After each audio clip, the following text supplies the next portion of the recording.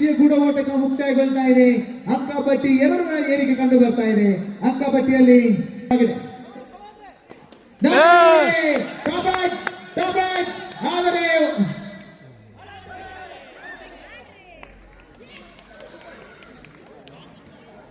ಕ್ಯಾಚಿಗೆ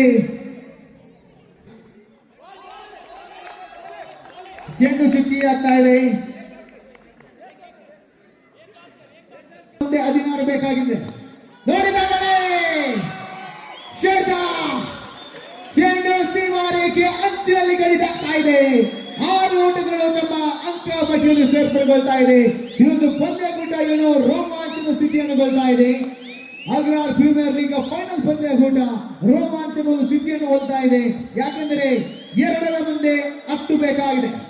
2 ಎಸೆತ 10 ಓಟ ಬೇಕಾಗಿದೆ. ಎಸೆಗಾರಿಕೆ